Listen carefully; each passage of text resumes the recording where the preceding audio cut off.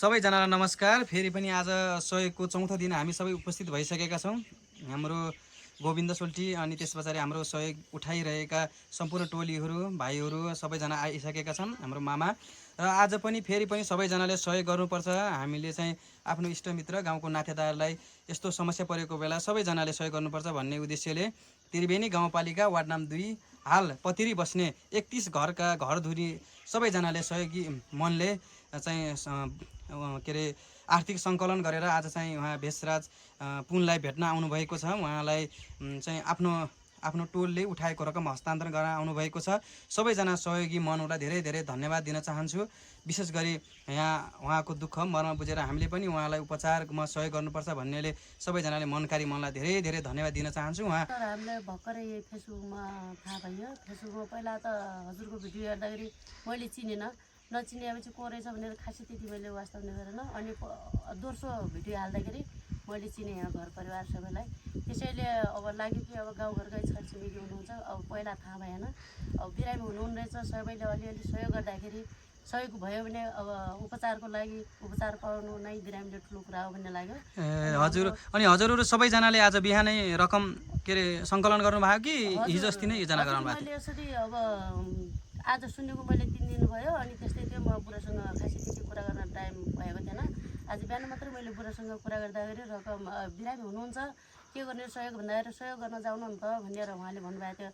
उहाँको थोरै कुराले के भन्नुभयो भनेपछि हामीले एउटाले मात्र गरेर भन्दा पनि हामी टोलवासीले सबैले मिलेर जति हुन्छ त्यति नै अब सहयोग गरेर उठाएर लगेर दिँदा एउटा भिडियो गराएर राख्दा पनि राम्रो हुन्थ्यो। सबैले अब गर्नुहुन्थ्यो, त्यही पनि सिक्नुहुन्थ्यो, सबैले जान्नुहुन्थ्यो, बुझ्नुहुन्थ्यो भनेर एउटा मेरो बुढाले जानकारी दिनुभयो। हुन्छ त म एकैछिनको प्रयास गर्छु, के गर्नुहुन्छ हाम्रो टोलवासीले सक्नुहुन्छ कि सक्नुहुन्न हाम्रो अब सहयोग गर्न भनेर। मेरो यो 1.5 घन्टाको काम हो। मैले 1.5 घन्टामा बिहान गर्नुभयो? हजुर, आज बिहानको 1.5 घन्टा बुढासँग कुरा गरेको 1.5 घन्टामै मैले 31 घरको यो सहयोग उठाउन सकेँ। हजुरसँग 1-2 जना पनि जानुभयो अरू सहयोगीहरू? जानु भएन, म मात्रै गएको। ठिक छ हजुर सबैजनालाई धेरै धेरै धन्यवाद दिन चाहन्छौँ। हजुरले विशेष गरी हजुरले चाल्नुभएको यो सङ्कलन अभियानमा सबैजना 31 घरधुरीले हजुरलाई साथ दिनुभयो, त्यो नै ठुलो कुरा हो। हजुरहरूले सम्पूर्णजनाले 31 घरधुरीले आफूले सक्ने जतिले सबैजनाले सहयोग गर्नुभयो, उहाँलाई पनि धेरै धेरै धन्यवाद दिन चाहन्छु। हजुरहरूले सङ्कलन गरेको रकम त्यसै खेर जाने दिने छैनौँ। हामीले पक्कै पनि उहाँलाई राम्रो हस्पिटल राम्रो डक्टर कहाँ देखाउनेछौँ। सबैजनालाई पनि यस भिडियो मार्फत भन्न चाहन्छु। हजुर अब हाम्रो त अब यहाँको अवस्था अब हामीले दिएको सहयोगले गर्दाखेरि अब झनै उपचार पाए चाहिँ राम्रो भइदिए हुन्थ्यो जस्तो लाग्छ। विशेषता पनि त्यही हो। अनि सबैजना 31 घरधुरीले उहाँलाई सहयोग गर्नुभएको छ, उहाँलाई बचाउ अभियानमा लाग्नु भएको छ। अनि हजुरहरू सहयोगी मनकारीलाई धेरै धेरै धन्यवाद दिन चाहन्छु। उहाँहरूले गर्नुभएको सहयोगको विवरण हामी भन्न गइरहेका छौँ। त्रिवेणी 2 रु 500, पूर्णिमा खड्गा त्रिवेणी 2 505, माया चलाउने रु 250, विपना बुढाथोकी रु 200, देवेन्द्र पुन रु 505, अमृता खड्गा रु 1020, रूपा खड्गा 100,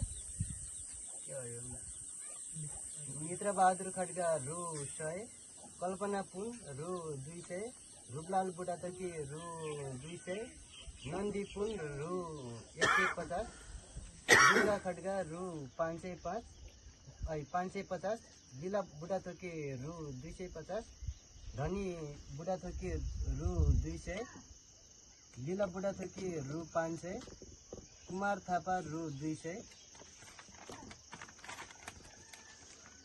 धनी रोका रु 1000, उदय बुढाथोकी रु 500, पुतली बुढाथोकी रु 400, चित्रा पुन रु 500, लीलबहादुर खड्गा रु 510, उमा रकाल रु 200, तारा रकाल रु 200, पूर्णी पुन रु 100, निर्मला थापा रु 100, खिमबहादुर चलाउने रु 550, जितबहादुर खड्गा रु 100, कृष्ण पुन रु 100, जगी खड्गा 2505, सबै गरेर 12,545 भयो। सबैजना मनकारीलाई विशेष धन्यवाद दिन चाहन्छु। 31 घरधुरीले चाहिँ 12,545 रुपियाँ सहयोग गर्नुभएको छ। अनि उहाँले उहाँको भेषराज पुनको स्वास्थ्यको लागि चाहिँ सहयोग गर्नुभएको हो। विशेष गरी हजुरलाई सहयोग गर्ने दाजुभाइ तथा दिदीबहिनीहरूका लागि छोटो मिठो केही कुरा भनिदिनु न।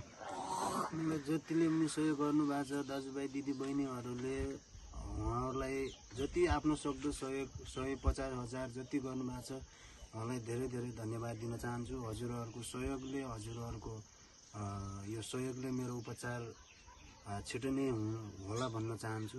विशेष गरी हजुर बिरामी हुनुभएको धेरैले थाहा पाउनु भएको रहेछ। हजुर कस्तो अवस्थामा हुनुहुन्छ त्यो पनि थाहा रहेछ, किनकि विगत 4-5 वर्षदेखि तपाईँ सामाजिक सञ्जालमा पनि सक्रिय हुनुभएको थिएन र बजार मेलापातमा पनि नदेखिएको हुनाले तपाईँलाई धेरैजना साथीभाइहरूले सम्झिन खोज्नु भएको छ, तपाईँलाई सहयोग दिन चाहनु भएको छ। हजुरले केही कुरा राखिदिनु न उहाँहरूको लागि पनि। मैले साथीभाइहरूलाई के भन्न चाहन्छु भने म थलिएको अहिले 5 वर्ष ठ्याक्कै 5 वर्ष पुग्छ यो 84मा। म अलिअलि बिरामी भएको त 9-10 वर्ष नै भइसक्यो, कमाउने जमाना नभएको त। यो अहिले थलिएको 5 वर्ष हुन्छ।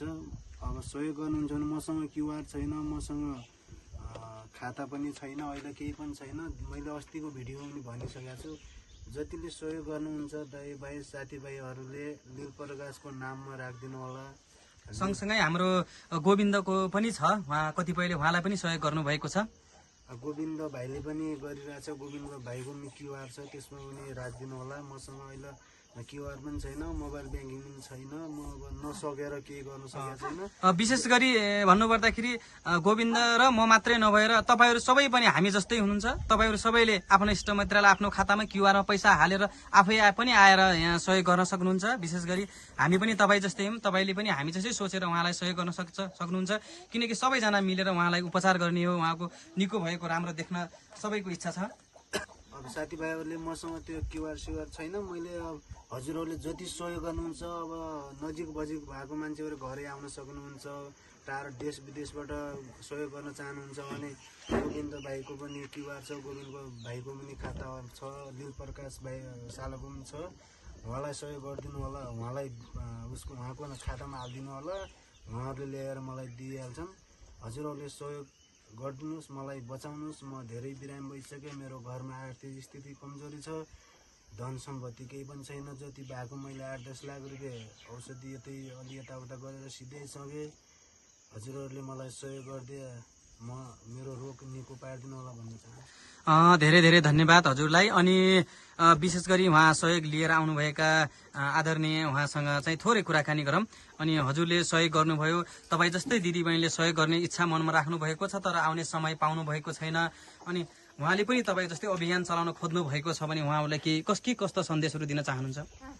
हजुर, अब मैले जस्तै गरेन एउटा टोलवासीलाई एक वचनमै गएर यस्तो गर्नुपर्छ भनेर मैले भन्ने बित्तिकै उहाँले सहयोग गरिदिनु भयो, रकम उठाइदिनु दिनुभयो सहयोग, त्यहाँ उहाँलाई धेरै धेरै धन्यवाद छ। अरू दिदीबहिनीहरूले पनि यस्तै मनकारी कोही हुनुहुन्छ भने यस्तै समूहबाट हुन्छ कि कहीँ गाउँ टोलबाट हुन्छ, कसैले सहयोग गरेर सहयोग दिनु भइदिएमा धेरै धेरै धन्यवाद दिन्छु म। दिनुहुन्छ, कसैले दिनुभयो, कसैले दिनु होला भन्न चाहन्छु। अब थोरै रकमले पनि थोरै उसले पनि अब उहाँको उपचारको लागि सहयोग हुन्छ भने सबैले गरिदिनु पर्छ। देश विदेशमा कोही हुनुहुन्छ भनेपछि, कोही स्वदेशमा हुनुहुन्छ भनेपछि मनकारीले आफ्नो मनको इच्छाले जति सकिन्छ त्यति नै यहाँलाई अब रकम हस्तान्तरण गर्न सकिन्छ। विभिन्न अरू आमा समूहहरू छन्, वनहरू छन्, अनि विभिन्न सङ्घ संस्थाहरू, सरकारी संस्थाहरू, गैर सरकारी संस्थाहरू छन्। उहाँहरूले पनि हजुर जस्तै राम्रो सोच बनाइदिए कति राम्रो हुन्थ्यो होला होइन। विभिन्न संस्थाबाट सानो सानो सहयोग भए पनि उहाँलाई उपचारमा धेरै सहयोग मिल्थ्यो होला भन्ने हाम्रो तपाईँको इच्छा रहेको छैन। विशेष गरी उहाँलाई हजुरले गर्नुभएको सहयोग अविस्मरणीय छ। हजुरले जुन के अरे आर्थिक सङ्कलन अभियान चलाउनु भयो, त्यसमा चाहिँ 31 घरधुरी संलग्न भएर हजुरले 12,545 सहयोग गर्नुभएको छ। उहाँहरू सबैजनालाई एकचोटि सम्झिएर केही कुरा भनिदिनु न। यति सहयोग गरेमा हजुर मेरो टोलवासी मेरो वचन नफालेर उहाँहरूले सहयोग गरेमा धेरै धेरै धन्यवाद दिन चाहन्छु। धेरै धेरै अगाडि छु म, उहाँहरूले धेरै खुसी लागेको छ मलाई गरिदिनु भयो। मैले एक वचन बोल्नेमा उहाँहरूले सहयोग गरिदिनु भयो, मलाई धेरै खुसी लागेको छ। धेरै धेरै धन्यवाद दिन चाहन्छु। पक्कै पनि सम्पूर्ण समुदायमा तपाईँ जस्तै महिला दिदीबहिनीहरू अग्रसर भएर अगाडि आउने, लिडरसिप गर्न सक्ने भएको भए सम्पूर्ण ठाउँमा एकदम राम्रो हुन्थ्यो होला। कतिपय ठाउँमा महिला दिदीबहिनीहरू कुनै पनि यस्तो योजनाहरूमा अगाडि नआउन सक्ने बोल्न नसक्ने हुनुहुन्छ, पक्कै पनि सबैजना दिदीबहिनीहरू हजुर जस्तै भइदिनु होला भन्ने मेरो इच्छा छ। कुनै पनि ठाउँमा कुनै दिदीबहिनीहरूले यस्तै आर्थिक सङ्कलन अभियान चलाउन चाहनुहुन्छ भने उहाँहरू जस्तै पनि गर्न सक्नुहुन्छ। तपाईँहरू आउन नसके पनि तपाईँहरू 1 जना 2 जना कोही मार्फतबाट पनि आउन सक्नुहुन्छ। तपाईँले पठाउनु भएको रकम जस्ताको तस्तै हामी उहाँ भेषराज पुनलाई दिएर बुझाउनेछौँ। ल सबैजना 31 जना घरधुरीले उठाउनु भएको रकम चाहिँ भेषराज पुनलाई उपचारको लागि हस्तान्तरण गर्दै हुनुहुन्छ। उहाँले चाहिँ दिनुहोस् हजुरको रकम। यस्तै गरी मैले जस्तै गरेर दिदीबहिनीहरूले सहयोग उठाएर दिए झनै राम्रो होला भन्ने म आशा गरिरहेको छु, गरिदिनु होला भन्ने अनुरोध गर्न चाहन्छु। हजुरलाई धेरै धेरै धन्यवाद। हजुरले दिएको सहयोग पक्कै पनि खेर जाने छैन। पक्कै पनि हजुरले दिएको सहयोगले समुद्रमा थोपा भन्दा पनि धेरै थुपार्ने जस्तो काम गर्नेछ। हजुरको सहयोगले धेरै धेरै अगाडि बढाउन हौसला उत्प्रेरणा दिनेछ। हजुरलाई विशेष गरी धन्यवाद। अनि हजुरले दिएको सहयोग चाहिँ खेर जाने दिने छैन, पक्कै पनि उहाँको उपचार हुनेछ। ल हजुरले अन्तिममा 2-4 कुरा केही भनिदिनु न। मलाई जतिले पनि सहयोग गरेर आउनुभयो, माइजूले आज भान्जो बिरामी छ भनेर थाहा पाएर आफ्नो टोलमा आफूले सक्दो काम गरेर टोल छिमेकीलाई भनेर जति सहयोग 2-4 पैसा जति सहयोग उठाएर आइदिनु भयो, उहाँ माइजूलाई धेरै धेरै धन्यवाद दिन चाहन्छु। र जति पनि मलाई सहयोग गर्नुभएको छ इष्टमित्रले, उहाँहरूलाई धेरै धेरै धन्यवाद दिन चाहन्छु।